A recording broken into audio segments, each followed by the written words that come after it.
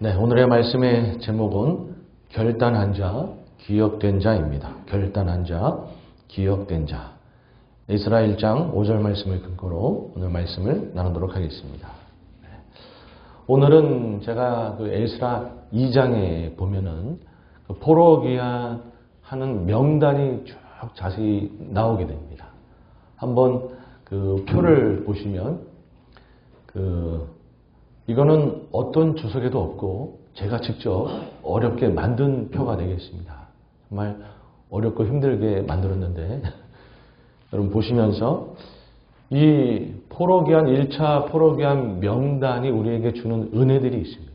오늘은 그 은혜들을 좀 살펴보기 원하는데요. 먼저 이 표를 간략하게 설명을 드리면 그 포로기한의 맨 처음에 그 명단에 기록된 이름은 지도자들이 기록되어 있습니다. 수룹바벨을 비롯해서 11명의 지도자의 이름이 쭉 기록되어 있습니다. 그리고 나서는 그 다음부터는 이름이 기록된 것이 아니라 어떤 가문에서 몇 명, 어떤 가문에서 몇 명, 이런 식으로 숫자가 이제 기록이 되어 있는 거예요. 지도자 다음으로는 일반 이제 유대인들의 명단이 쭉 기록되어 있는데, 먼저는 그 족보를 기억하고 있는 유대인들 중에서 자원한 자들. 사실은 포로 귀환하면 자기네 이제 고향으로 돌아가게 되면 족보나 뭐 고향을 알아야 다시 뭐 땅을 뭐 받든지 뭐 할 거 아니겠어요? 그러니까 족보를 잘 가지고 관리한, 잘 간직하고 있던 자들 중에서 자원한 자들. 그 당시 그 페르시아에 유대인들 가문이 한 120여 가문이 되지 않나 싶은데 그 중에서 18가문에서 자원자가 21,036명이 자원을 한 거예요. 사실은 그렇게 많은 숫자는 아니죠. 120여 그 가문이 있었는데 그 중에서 18가문이 겨우 자원한 거니까. 그 다음에 기록된 자들은 누구냐면 고향을 아는 자들. 그러니까 족보는 잊어버렸어요. 족보는 잊어버렸는데 다행히 자신의 고향은 기억하고 있고 그 고향을 증명할 수 있던 자들이 이제 기록이 되어 있는 거예요. 그 고향을 기억하고 있는 그 지역이 21지역을 기억하고 있는 자들. 예를 들면 뭐 베들레헴이 내 고향입니다 하는 사람이 123명. 베델이 내 고향입니다 하는 사람이 뭐 200 몇 명. 이런 식으로 고향, 21고향을 기억하고 있던 유대인들 명단이 그 다음에 쭉 이어져서 기록하고 있는 것입니다. 그들이 한 3,336명 이 정도. 그 다음부터는 이제 성전 봉사자들 명단이 쭉 기록되어 있는데 제사장이 제일 먼저 기록되고 있습니다. 제사장은 사실은 24반열 24가문 정도 되는데 그 중에서 4가문에서 4,289명, 사실은 상당히 많은 수의 제사장이 자원을 한 거예요. 4,289명이나 되는 제사장이 자원을 한 거죠. 그 다음에 레위인들, 제사장을 돕는 레위인들. 레위인은 보통 가문이 한 12가문 정도 된다고 보는데 사실은 겨우 한 가문에서 74명이 자원을 했던 거예요. 레위인이 그렇게 많이 자원을 하진 않았습니다. 그리고 성가대. 이 성가대는 보통 6가문 정도가 있었다고 보는데 겨우 한 가문에서 128명이 이제 좀 자원했어요. 문지기 같은 경우도 12가문이 있다고 보는데 그래도 한 6가문 정도에서 139명이 이제 자원했다고 이렇게 보는 것이죠. 그렇게 기록이 되어 있습니다. 그 다음에 이제 좀 생소한 그룹인데 느디님이라고 하는 그룹이 있고 솔로몬 신하 자손이라고 하는 그룹이 있어요.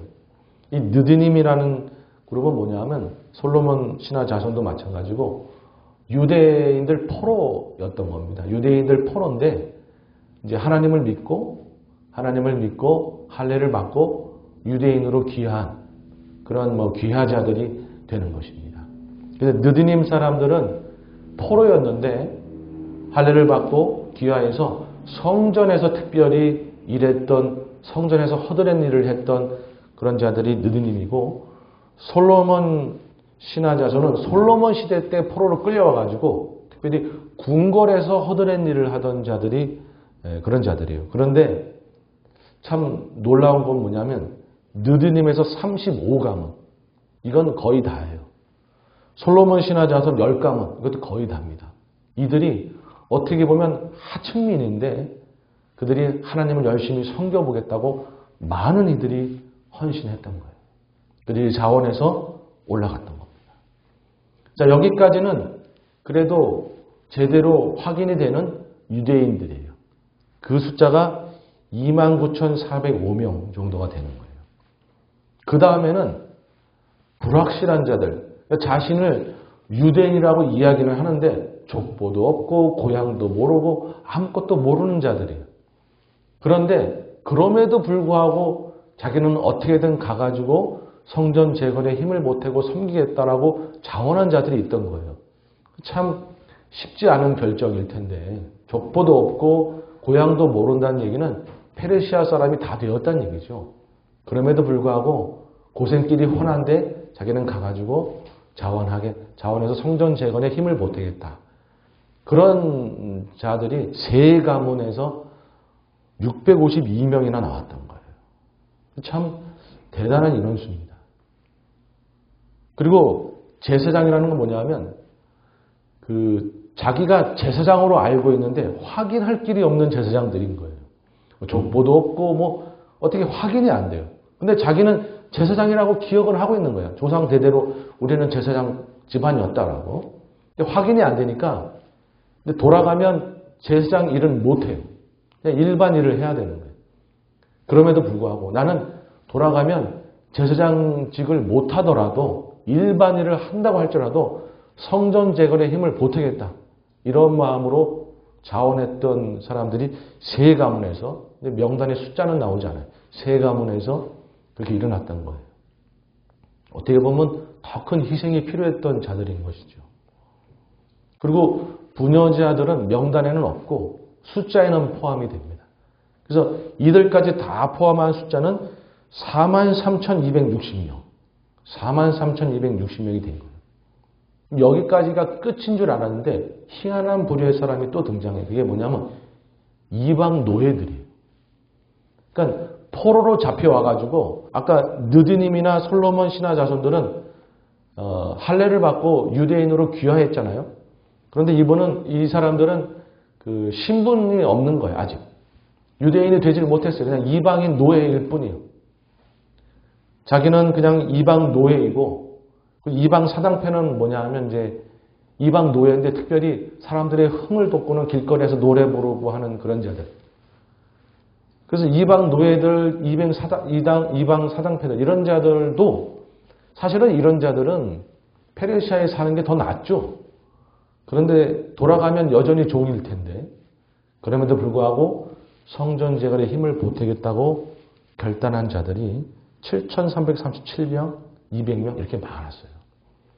그래서 총 포로 1차 포로 귀환의 명단의 숫자는 49,897명, 약 5만 명이 이제 포로 귀환을 하게 된 겁니다. 좀 자세히 특징들을 살펴보면서 오늘 은혜를 나누기 원하는데요. 첫 번째 특징은 뭐냐면 모든 귀환자들이 자원자들이었다라는 것이에요.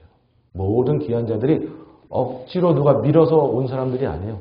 자신들이 어려움 중에도 다 결단하고 자원해서 그렇게 포로 귀환을 하기로 한 자들이다라는 것이죠. 에스라 1장 5절 말씀 다시 한번 읽습니다. 시작. 이에 유대와 베냐민 족장들과 제장들과 레위 사람들과 그 마음이 하나님께 감동을 받고 올라가서 예루살렘의 여호와의 성전을 건축하고자 하는 자가 다 일어나니 하나님께 감동을 받고 자원해서 자기 스스로 일어나서 나는 유대로 돌아가서 성전 재건하는데 어떻게든 힘을 보태서 다시 유다 땅이 하나님 나라가 될 수 있도록 섬기겠다. 그렇게 자원한 자들이었던 것이죠. 여러분 페르시아에 50만 명 이상이 넘는 더 많은 숫자의 사람들이 페르시아에 있었어요. 유대인들이. 그런데 한 10분의 1 정도에 해당되는 약 5만 명이 어떻게 보면 자원에서 일어났던 것이죠. 사실은 많은 숫자가 자원에서 일어난 것이 아닙니다. 50만 명이 넘는 사람들이 많이 있었어요. 고레스 2세 왕이 조서를 선포하였을 때 그 50만 명이 넘는 사람들이 다 들었어요. 다 들었는데 실질적으로 결단하고 자원에서 일어난 자들은 약 5만 명 정도밖에 안 된 것이에요. 그런데 사실은 쉽지 않았다고 볼 수 있는 게 여러분 이들이 이제 페르시아에 산 세월이 너무 많은 거예요. 1차 포로로 잡혀간 자들은 BC 605년에 잡혀갔으니까 지금 BC 537년에 돌아온 거니까 약 70년간 이민 생활을 한 거예요. 2차로 잡혀간 자들은 BC 597년에 잡혀갔는데 그들은 약 60년간 마지막 나라가 망하면서 3차로 잡혀간 자들이 BC 586년에 잡혀갔으니까 그들은 약 50년간 여러분 50년, 60년, 70년 이민 생활을 했으면 거의 그 나라 사람 다 된 것이죠. 그렇죠? 그러니까 사실은 이제 다시 유다 땅으로 돌아간다라고 결단을 내리는 것이 쉽지가 않은 것이죠. 특별히 자녀를 거기서 낳고 자녀들이 또 현지인들하고 결혼하고 이래버리면 사실은 돌아가기가 쉽지가 않은 것이죠. 우리는 그게 다 이해가 되잖아요. 그리고 두 번째로 어려운 건 뭐냐면 지금 돌아갈 그 유대 땅은 허벌판이죠.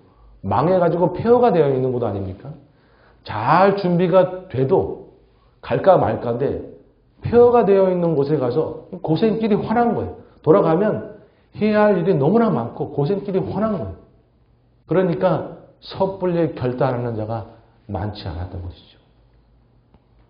그럼에도 불구하고 현실이라는 것이 있고 고생길이 환한데도 이 약 5만 명은 하나님을 섬겨보겠다고 그들은 어떻게든 하나님의 성전 재건하는 데 보탬이 되어보겠다고 스스로 자원하여 결단한 자들이다라는 것이에요.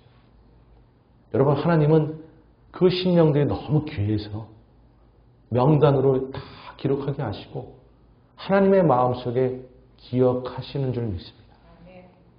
여러분 하나님의 마음은 그런 거예요. 너희가 힘들고 어려울 때 현실이 있고 상황이 있지만 그럼에도 불구하고 주님 섬겨보겠다고 결단하는 것 내가 반드시 기억하겠다. 내가 반드시 기억하고 너희들을 축복하겠다라는 것이죠. 여러분 이 명단이 주는 첫 번째 의미는 그런 것이에요. 나를 위해서 너희가 어려움 중에도 결단한 것 내가 반드시 기억하겠다. 여러분 지금도 마찬가지인 줄로 믿습니다.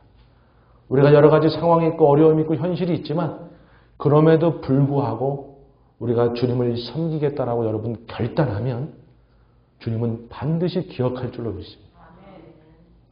여러분 어려움 중에 남들 다 결단하지 못할 때 나는 그래도 주님 섬기겠다고 나는 주님 따르겠다고 말씀에 순종하겠다고 여러분 결단하면 하나님이 반드시 기억하는 거예요.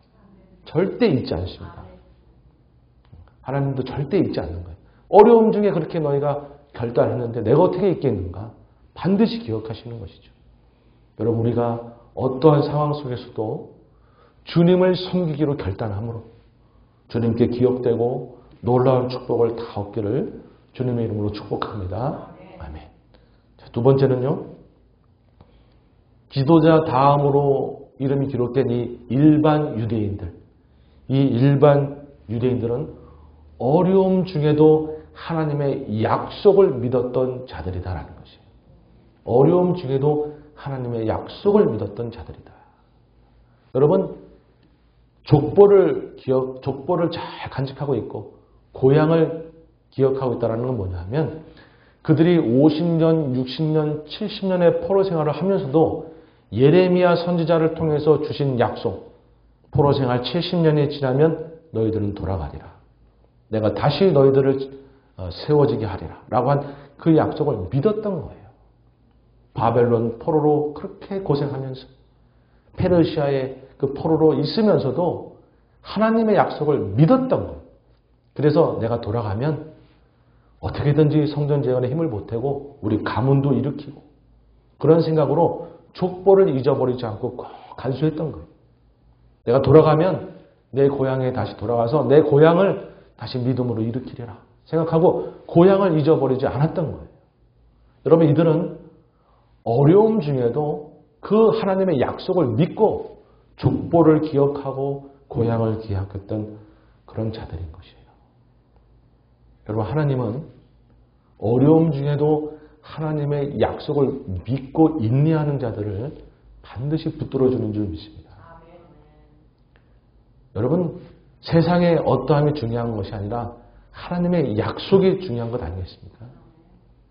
아무리 어려움이 있다 그래도 하나님의 약속을 믿고 하나님의 능력을 믿고 소망을 품고 인내하는 자들을 하나님은 반드시 기억하시는 거예요. 여러분, 요즘에 미국이 많이 어렵지 않습니까? 제가 어제도 뉴스를 들으니까 그 불법 체류자들 잡겠다고 막 난리가 나고 있어요. 그래서 자바 시장 같은 경우도 문 닫는데 수입이 반으로 줄어든데 막 그냥 잡아가고 그러니까 어려움을 많이 겪고 참 여러 가지 어려움이 지금 많이 있습니다. 물가도 참 많이 오르고 그리고 또 무슨 코로나가 다시 또 기승한다는 얘기도 있고 참 어려운 것이죠. 이렇게 어려울 때에 여러분, 우리는 하나님의 약속을 믿어야 되는 줄 믿습니다. 하나님의 약속을 믿고 좌절하는 것이 아니라 소망을 품는 거예요. 소망을 품고 인내하는 거예요. 그러다 보면 하나님이 기억하셔서 반드시 은혜를 누리게 될 줄 믿습니다.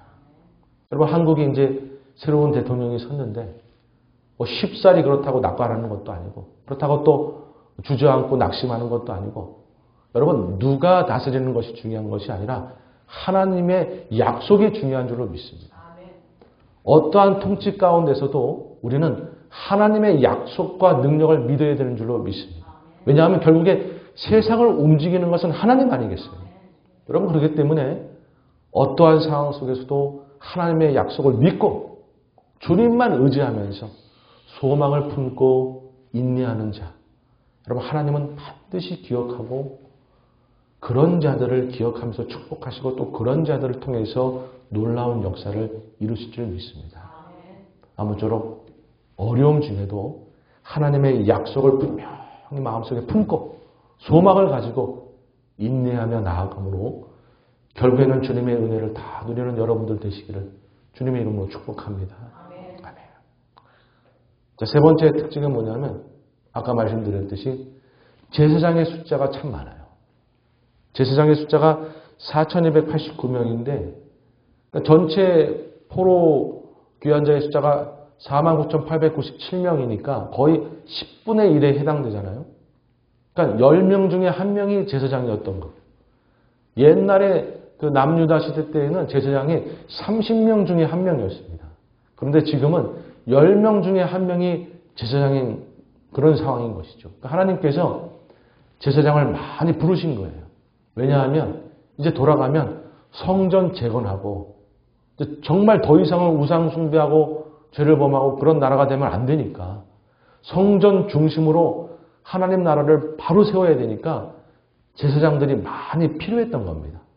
그런데 그 필요에 맞게끔 많은 사람들이 헌신한 거예요. 여러분, 하나님이 필요로 하실 때에 헌신하는 자, 하나님이 필요로 하실 때에 자신의 삶을 드리는 자, 여러분, 하나님이 반드시 기억하시는 거예요. 반드시 기억하시는 거예요. 북이스라엘이 망하고 이제 남유다한테 뭔가 귀한 메시지를 줘야 되는데 내가 누구를 일으킬 수 있을까? 하나님이 일꾼을 찾을 때 이사야는 주님, 내가 여기 있사오니 나를 보내소서. 주님이 필요로 하실 때 이사야는 그렇게 자신을 헌신했던 거예요. 사사기 말기에 나라가 혼탁할 때 하나님은 이제 일꾼이 필요해서 어린 사무엘에게 밤중에 나타나셔서 부르시는 거죠. 그때 어린 사무엘인데도 불구하고 주님, 제가 주님의 종입니다. 내가 주님의 말씀을 듣겠습니다. 하고 자신을 헌신했던 것이죠. 여러분 이렇게 주님께서 우리를 필요로 하실 때 헌신하는 자, 여러분 그런 자를 반드시 기억하는 줄로 믿습니다. 여러분 저희 교회도 마찬가지예요. 우리 교회가 일꾼이 필요하지 않습니까? 우리 섬기시는 우리 모든 성도님들 주님께서 다 기억하실 줄 믿습니다. 어떻게 보면 어려움 중인데도 자신의 삶을 들여서 교회를 열심히 섬기고 부흥하겠노라고 그렇게 마음 먹으면서 열심히 자신의 삶을 드리며 헌신한 것 주님께서 다 기억하시는 줄 믿습니다. 아멘. 자, 마지막 네 번째는요. 신원이 불분명하고 신분이 낮은 자들이 좀 많이 포함되어 있어요. 아까 살펴본 것처럼 느드님이라고 하는 사람, 느드님이라고 하는 부류의 사람들, 솔로몬 신하의 후손이라고 하는 부류의 사람들, 참 이런 자들이 포함됐다라고 하는 것이 참 은혜죠. 여러분 이 자들은 아까 말씀드린 대로 포로였어요. 그런데 하나님 믿겠다고 할례받고 귀한 자들인 것이거든요. 그런데 여전히 거기서 허드렛 일이나 하고 하층민으로 살았던 것이에요. 여러분 이런 자들은 솔직히 페르시아에 사는 게 더 낫습니다.